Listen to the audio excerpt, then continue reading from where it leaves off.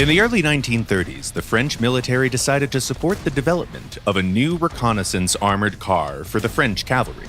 They wanted a 4x4 vehicle with a 20mm gun that could reach a speed of 70 kilometers per hour and have a weight of around 4 tons. One of the companies that put forward a proposal was Panhard, a motor vehicle manufacturer with more than 40 years of experience under their belt.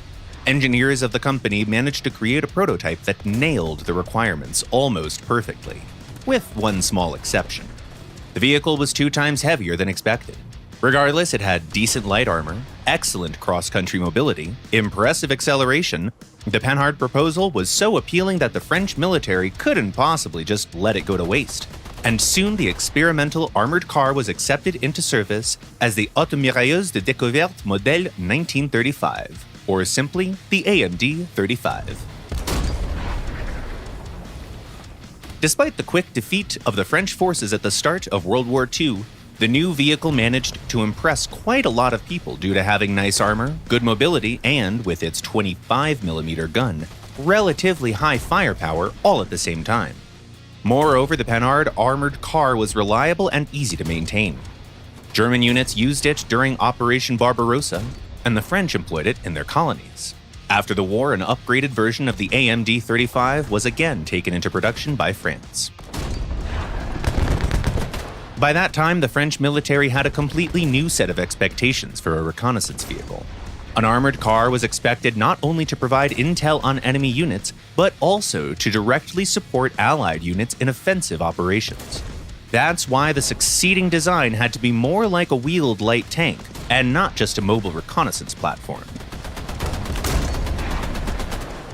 A huge step in that direction was made with the introduction of the Engin Blindé de Reconnaissance, more commonly known as the e.b.r. The work on the design started even before World War II, so engineers simply had to finesse and finalize it.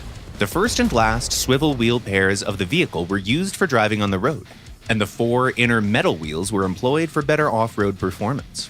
That wasn't the only curious thing about the e.b.r's mobility. Just like with the AMD-35, the armored car was designed to be operated by 2 drivers, one facing forward and the other backwards.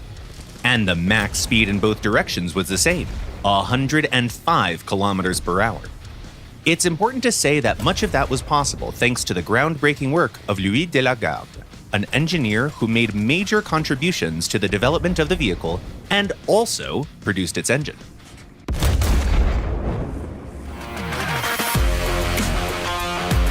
In 1951, the French introduced a variant of the e.b.r. with a new FL-11 oscillating turret.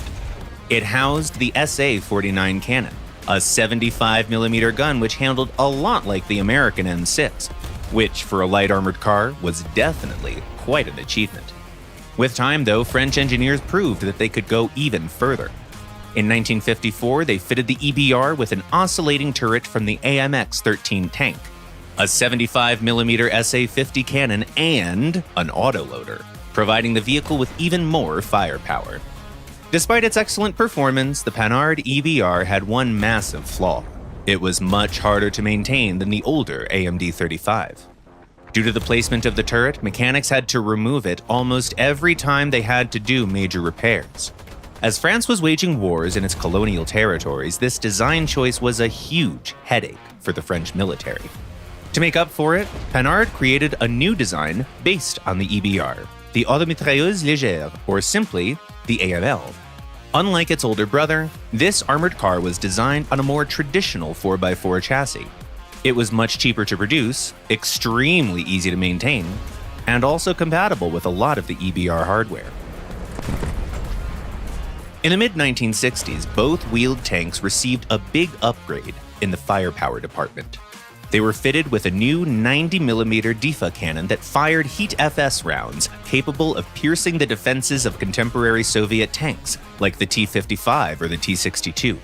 This excellent upgrade allowed the French to keep both the e.b.r. and the AML in service for many more years. The last ever vehicles in the series were made in the late 1980s. The AML was especially popular. It was used by roughly half the countries on the African continent, and even made it to Israel.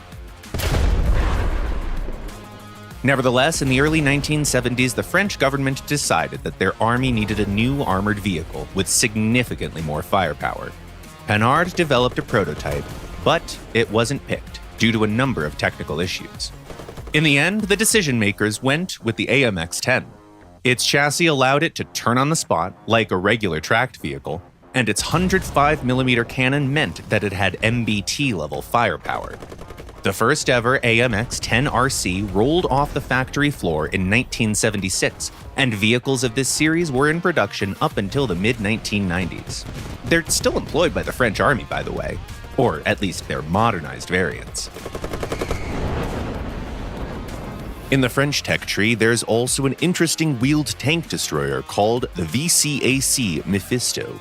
The Mephisto system with hot anti-tank missiles on top of the amphibious VAB APC. This was a particularly successful design.